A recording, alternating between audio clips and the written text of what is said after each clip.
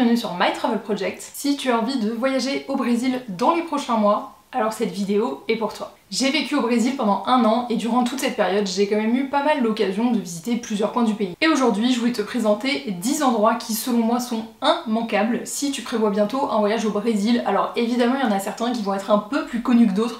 Je pense que les personnes qui ont déjà voyagé au Brésil vont également commenter en me disant « Ah mais pourquoi t'as pas mis tel ou tel endroit dans le top 10 ?» Mais dans tous les cas, je suis persuadée que tu vas découvrir quand même de nouveaux endroits parmi ceux que je vais te lister dans cette vidéo aujourd'hui. Et bien évidemment, mais je tiens à préciser, cette liste n'est pas du tout classée en mode le premier endroit que je vais dire est selon moi le meilleur ou le moins bien. Et aussi cette liste est faite par rapport aux endroits que j'ai pu découvrir pendant que j'habitais là-bas. Donc je ne vais pas citer de lieux que je n'ai pas eu la chance de visiter. Donc à titre d'exemple, Salvador de Bahia, j'ai pas eu la chance d'y aller, donc déjà c'est pas dans cette vidéo. Et bien sûr, si tu organises bientôt un voyage au Brésil, n'hésite pas à checker la barre d'infos, je te mettrai le lien vers tous les articles de mon blog sur le Brésil, je suis sûre que ça pourra t'aider à organiser ton voyage au mieux. Comme d'habitude, tu peux aussi trouver dans la description le chapitrage de cette vidéo et c'est parti. Donc comme je disais, j'ai pas spécifiquement classé les endroits de cette vidéo d'une certaine hiérarchie, mais c'est vrai que l'endroit dont je vais te parler maintenant, je pense que c'est vraiment le plus bel endroit que j'ai visité au Brésil. Cette liste n'est pas du tout classée en mode le premier endroit que je vais dire est selon moi le meilleur ou le moins bien. Et c'est le désert des Lençóis Maranhenses. Ouais, honnêtement, je pense que c'est vraiment mon top 1. Donc si tu ne connais pas, le désert des Lençóis Maranhenses, c'est un désert qui se situe dans le nord du Brésil, dans la région du Nordeste,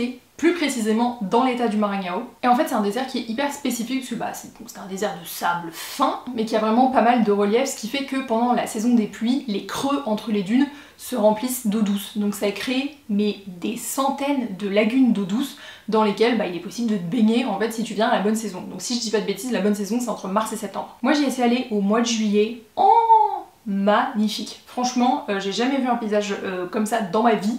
Et c'était incroyable. Il y a plusieurs manières de visiter le désert des Lençóis Maranhenses. Déjà, il y a plusieurs endroits où dormir autour du désert en question. La ville la plus connue c'est Barreirinhas, mais t'en as d'autres qui sont peut-être un petit peu plus petites, un petit peu moins fréquentées. Je pense notamment à Atins et Santo Amaro. Et après, pour visiter les Lençóis Maranhenses, la plupart des gens vont faire des tours soit à la journée ou sur 2 ou 3 jours, parce que le désert est vraiment très grand quoi. Donc il y a quand même du paysage à voir. Il y a aussi des gens qui vont faire des treks où ils vont littéralement dormir dans le désert. Il y en a d'autres qui vont opter pour des balades à cheval sur une journée par exemple. Il y a aussi des tours en hydravion qui sont proposés pour voir le désert vu du ciel. Vraiment c'est un paysage que j'ai adoré découvrir, donc si t'as l'occasion de voyager au Brésil et surtout dans le Nordeste, pour moi c'est un incontournable. Quand j'étais au Brésil, j'ai aussi découvert une destination que je ne connaissais absolument pas avant d'habiter là-bas, c'est la région de Bonito. Bonito pour le coup c'est plutôt au sud du Brésil. Bonito ça se situe plutôt dans le sud du Brésil. La ville la plus proche, relativement grande, si je dis pas de bêtises, c'est Campo Grande. En fait Bonito c'est vraiment la destination écotouristique du Brésil, en tout cas elle est promue comme ça. Et en fait dans la région de Bonito, t'as différentes activités qui te permettent de découvrir la richesse naturelle de la région. Et c'est notamment connu pour avoir des cours d'eau, mais transparent, le truc, genre l'eau de ton bain avant que tu mettes du savon, tu vois. Alors j'en avais vite fait entendu parler évidemment quand je suis arrivée au Brésil, puis un jour j'y suis allée.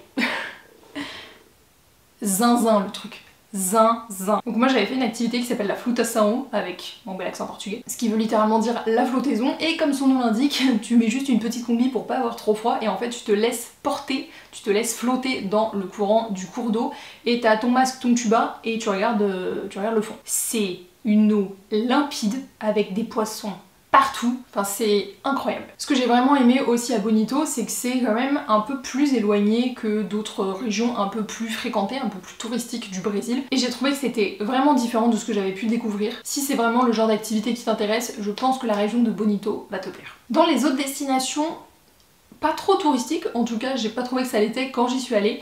Je voulais te parler de Ilha do Marajó, c'est une île qui se trouve à 3h30 en bateau de Belém. Belém c'est un peu la porte de l'Amazonie, entre gros guillemets, parce que c'est dans le nord du Brésil, mais c'est pas du tout enfoui dans l'Amazonie, on est bien d'accord. C'est juste que c'est l'une des villes qui se situe au début, aux portes de la région de l'Amazonie. Et quand tu vas à Ilha do Marajó par exemple, tu peux avoir déjà un petit aperçu de ce à quoi ressemble une partie de la forêt amazonienne. Moi quand j'y étais allée, j'avais passé 2 ou 3 jours je pense à Ilha do Marajó dans la ville de Suré. Et en fait tu peux vraiment découvrir un peu la vie locale. Alors évidemment ce n'est pas la forêt amazonienne dense bien sûr, je pense qu'il y a quand même peu de personnes qui vont dans la forêt amazonienne, danse comme ça. Mais ça te permet vraiment de découvrir une diversité naturelle qui est tellement différente de, on va dire, ce qu'on connaît d'habitude. T'apprends aussi un peu à découvrir la vie locale et surtout la vie des... comment ils s'appellent ça? Des fazendas? Les fazendas, c'est genre les fermes, un peu les ranchs. Voilà, et j'ai trouvé que c'était super intéressant. On avait fait le tour d'une fazenda avec donc le propriétaire de la fazenda qui nous avait énormément parlé de la vie locale, comment ça se passait à Ilha do Marajó, de quoi vivait l'île aussi, parce que l'île ne vit pas forcément que du tourisme. Et surtout, c'était vraiment un changement de décor complet par rapport à Belém. Genre vraiment, on avait pris un bateau, très bruyant le bateau, je me souviens d'ailleurs. Mais c'est pas grave, franchement, ça faisait l'expérience. Et tu passes de Belém, qui est quand même une ville assez animée, il y a pas mal de monde, à cette île. Alors bien sûr, hein, de Belém à Ilha do Marajó, tu gardes quand même ce climat hyper tropical, mais alors le changement de décor est ouf. Pour parler d'une destination qui pour le coup est un peu plus connue, peut-être un peu plus touristique, mais qui selon moi vaut le coup, je voulais te parler de la ville de Paraty. La ville de Paraty, elle se situe dans le sud du Brésil, à environ 4h30 de Sao Paulo et à peu près pareil de Rio de Janeiro. C'est quand même une ville qui est assez connue parce que les voyageurs qui viennent au Brésil et qui commencent leur voyage par Rio, en général vont ensuite vers Paraty et Ilha Grande. Et je peux comprendre pourquoi. Paraty, c'est une ville avec des influences coloniales, c'est-à-dire que quand tu arrives dans la vieille ville de Paraty, tu te retrouves dans des ruelles pavées avec des façades blanches, des portes et des volets qui sont super colorés, donc déjà c'est vraiment un super beau tableau quoi. Mais c'est surtout que Paraty est situé sur la mer, enfin en l'occurrence l'océan Atlantique, et les plages, la couleur de l'eau, oh magnifique. La première fois que j'y suis allée, j'avais logé dans une pousada qui était à côté du centre historique de Paraty et qui ma foi était très bien, mais la deuxième fois que j'y suis allée, j'étais dans un Airbnb qui était en fait dans la baie de Paraty, à côté de la marina si je dis pas de bêtises. Calme, reposant, une vue de dingue, petit hamac, petit palmier. Franchement le kiff, le rêve. Ce qui est vraiment cool à Paraty, c'est que tu peux aussi aller découvrir la baie, les îles, les plages des environs en partant faire un tour en bateau pendant quelques heures. Et t'as pas mal de plages quand même qui sont plus ou moins connues à côté et ça va vraiment te permettre de découvrir les environs et les paysages à côté de Paraty. Depuis Paraty aussi, ce que je conseille sur une journée, c'est de faire un aller-retour au petit village de Trindade qui se trouve à, bon, on va dire entre une demi-heure et une heure de trajet, parce que bon, la route est pas folle. Et c'est vraiment un tout petit village, il y a une rue principale, mais pareil, les plages sont magnifiques, t'as des piscines naturelles qui sont incroyables, t'as des points de vue aussi qui sont vraiment genre magnifiques. Magnifique. Pour le coup, ce que je trouve intéressant avec Paraty, et surtout la région de Paraty, c'est que c'est quand même assez accessible, que ça soit en voiture ou en bus depuis Sao Paulo ou depuis Rio de Janeiro. Donc ça te permet vraiment d'avoir accès à des plages qui sont vraiment très belles. Alors évidemment, il y a des plages à Rio de Janeiro, ça joue pas dans la même ligue, d'accord? Il y a les plages de Rio et puis il y a les plages de Paraty. Dans la liste de ces 10 incontournables, je voulais absolument te parler d'un parc national et franchement, il n'est pas connu du tout. Mais je te le conseille quand même. C'est le parc national de Guartela. Le parc national de Guartela, il se situe dans l'état du Paraná. Si tu ne connais pas cet état, c'est normal, il n'est pas très connu, mais pour te situer, c'est dans le même état que les chutes d'Iguaçu. Déjà, c'est un des parcs nationaux que j'ai préféré au Brésil. Ensuite, c'est quand même situé dans une région qui est pas très touristique du Brésil. Donc, certes, l'état du Paraná est connu pour les chutes d'Iguaçu. Check-moi bien que, à part les chutes d'Iguaçu, pour avoir vécu un an dans l'état du Paraná, les touristes étrangers, donc hors Brésil et frontaliers avec l'Argentine, le Paraguay, l'Uruguay, ça court pas les rues, voilà. Et pourtant, je trouve que c'est un parc national qui est assez unique. Alors, évidemment, il y en a d'autres des parcs nationaux qui ont ce même type de relief au Brésil, hein, c'est juste que je les ai pas visités. Mais en fait, le parc national de Guartela, il se situe autour du canyon de Guartela, donc t'as différents sentiers de randonnée, t'as même un panorama, enfin un mirador avec une passerelle en bois qui est aménagée pour que tu puisses avoir une vue de dingue sur le canyon, et j'ai trouvé ça incroyable comme paysage. Et vraiment, je trouve que la valeur ajoutée de ce parc, c'est encore une fois le fait que ce soit très peu touristique. Il y a beaucoup de visiteurs locaux, mais c'est vraiment pas du tout un parc national qui, je trouve, est connu à l'international. J'en avais jamais entendu parler. Et si t'aimes bien les randonnées et surtout ce type de paysage, je ne peux que te conseiller le parc national de Guartela. Il y a forcément des destinations un peu plus connues que je devais mettre dans cette liste, et donc j'ai décidé de mettre Rio. Et pourtant, Rio de Janeiro, la première fois que j'y suis allée, j'avais pas aimé plus que ça la ville. Je pense que le fait d'avoir visité Rio la première fois en plein carnaval m'a pas donné la meilleure image de la ville, contrairement à ce qu'on pourrait croire. Mais ça reste que c'est quand même une ville très sympa. Heureusement que j'ai eu l'occasion d'y retourner pour me faire un deuxième avis quand même. Mais selon moi, vraiment, Rio, c'est le cliché de ce que tu imagines du Brésil si tu n'es jamais allé dans ce pays avant. Et je dis pas cliché de manière péjorative. Juste, c'est un constat. Que ça soit au niveau des paysages, donc les plages, le Corcovado, Ipanema, le Morro dos Dois Irmãos, que ça soit de l'ambiance, de l'accueil aussi des cariocas, pour moi c'est vraiment le cliché de ce qu'on s'imagine du Brésil quand on n'a encore jamais été au Brésil. Ce qui est vraiment sympa à Rio, mis à part les traditionnelles visites que moi j'ai toutes faites et que j'ai toutes trouvées très sympas, c'est qu'il y en a un peu pour tous les goûts. T'as plein de quartiers différents, avec des ambiances différentes, avec des visites différentes, donc pour moi, chacun peut y trouver son compte. Aussi, c'est une ville où selon moi, tu peux y retourner plusieurs fois et finalement tu vas jamais visiter la ville de la même manière. Je pense que c'est pour ça que c'était vraiment bénéfique pour moi d'y avoir été plusieurs fois, parce que j'ai vraiment eu plusieurs expériences différentes les fois où j'y suis allée, par rapport à la première fois où je suis repartie, je me suis dit bon, c'est sympa comme ville, mais ça casse pas trois pattes à un canard. Alors qu'en fait non, c'est vraiment une ville très cool. Pour parler d'une autre ville, mais cette fois-ci d'une ville bien plus petite que Rio de Janeiro, je pense qu'on peut même parler d'un village. Je te conseille vraiment, encore une fois dans le Nord-Est, d'aller à Jericoacoara. C'est littéralement pour moi le village du bout du monde du Nord-Est. Parce que tu y arrives en quad, en fait tu y arrives même pas en quad, t'arrives genre en bus, en minivan, en voiture, jusqu'à un endroit, et là on te dit va falloir sortir de ton véhicule, et là tu vas prendre un quad, parce qu'il n'y a pas de route à l'intérieur du village. C'est que du sable. Donc vraiment, quand tu es à Jericoacoara, c'est soit tu te déplaces à pied, soit tu te déplaces en quad. Je crois qu'il n'y avait pas genre de vélo ou quoi que ce soit.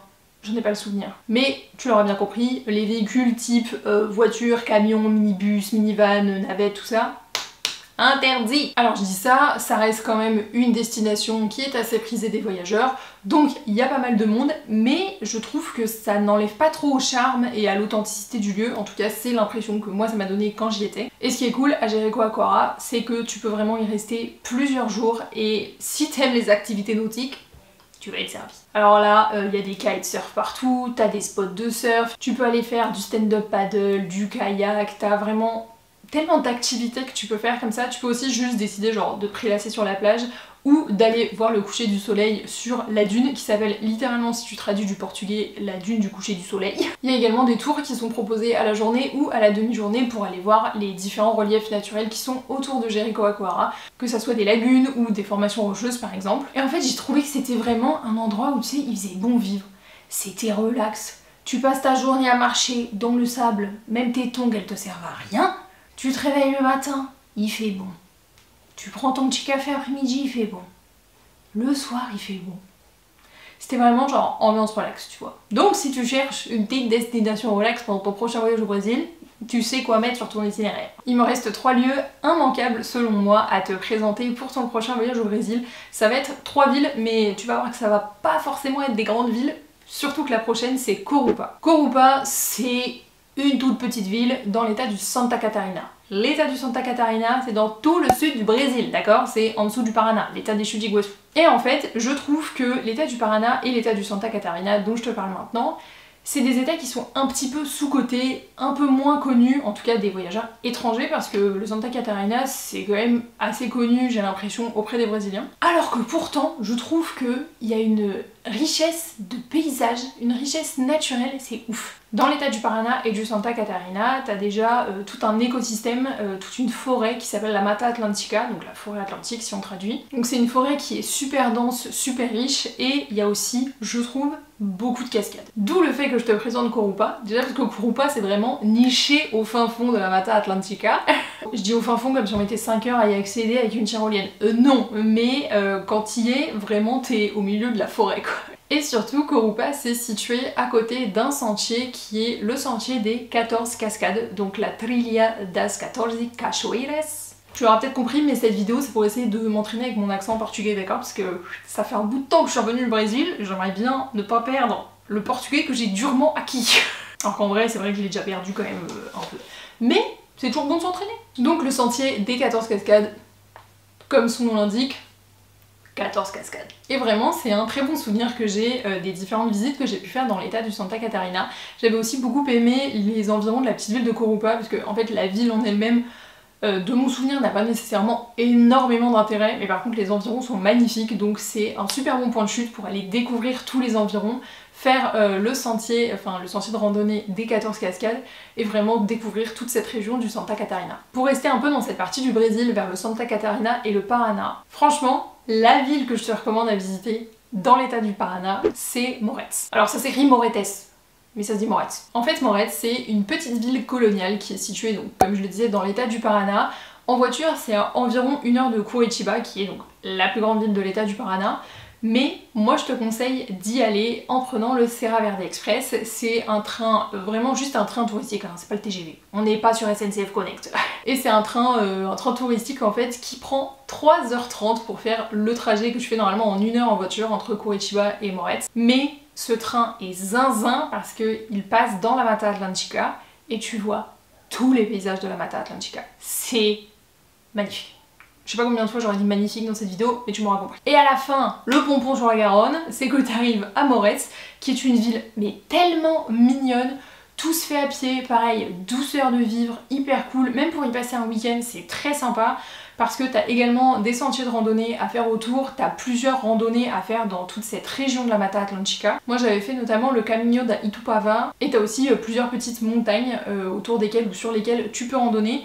Il y a Pico Paraná, Pico Marumbi, je crois. Et la plupart de ces sentiers de randonnée partent de Morets. Donc vraiment, si tu es encore une fois adepte de randonnée, si tu es adepte de beaux paysages naturels, vraiment viens à Morets, réserve-toi un hébergement peut-être pour 2-3 nuits par exemple, ça te laissera le temps de faire le train du Serra Verde Express pour venir, de visiter, de t'imprégner un peu de la ville et aussi de faire quelques sentiers de randonnée. Et petit bonus, à Morets, goûte les bolinhos de bacalao, une tuerie. Je pense que si je reviens un jour à Morets, premier truc, je prends des bolinhos de bacalao, c'était trop bon. Et la dernière destination qui selon moi est immanquable pendant un voyage au Brésil, c'est la ville de São Luís, dans le Nord-Est. Tu remarqueras quand même dans cette vidéo que il y a pas mal d'endroits qui sont dans le Nord-Est, franchement c'est une région magnifique du Brésil. Et un gros point commun de São Luís avec d'autres destinations de cette vidéo, c'est que c'est une ville coloniale. Personnellement c'est un type d'architecture que j'adore, même si on s'entend que c'est pas nécessairement un passé reluisant. Et je trouve que São Luís fait pas exception, l'architecture du centre historique de São Luís est incroyable. Moi quand j'y étais, je sais pas si c'était par rapport à une fête spécifique, mais déjà bon c'est que des rues pavées dans le centre historique et il y avait des petits fanions partout, enfin donc c'était super beau. Il y a des visites qui sont très intéressantes pour en apprendre davantage aussi sur toute l'histoire en fait du Nord-Est qui est quand même très différente de l'histoire du Sud-Est où moi j'habitais. Il y a vraiment une très belle architecture, c'est une ville qui est aussi un petit peu plus à taille humaine par exemple que Belém dont j'ai parlé brièvement tout à l'heure et qui pourtant a une grosse richesse historique et culturelle, donc si tu viens dans le Nord-Est, je te conseille vraiment de venir à São Luís. Donc voilà les 10 endroits selon moi à vraiment ajouter à ton itinéraire pendant ton prochain voyage au Brésil. Alors évidemment il en existe bien d'autres, c'est pas parce que je n'ai pas parlé d'une destination spécifique dans cette vidéo qu'elle ne vaut pas le coup. Mais en fait j'avais aussi envie de te présenter dans cette vidéo des endroits qui sont peut-être un petit peu moins connus. D'ailleurs si toi t'as déjà voyagé au Brésil, n'hésite pas à marquer dans les commentaires ton endroit immanquable. En tout cas j'espère que ça t'aura plu et nous on se retrouve bientôt dans une prochaine vidéo. Ciao!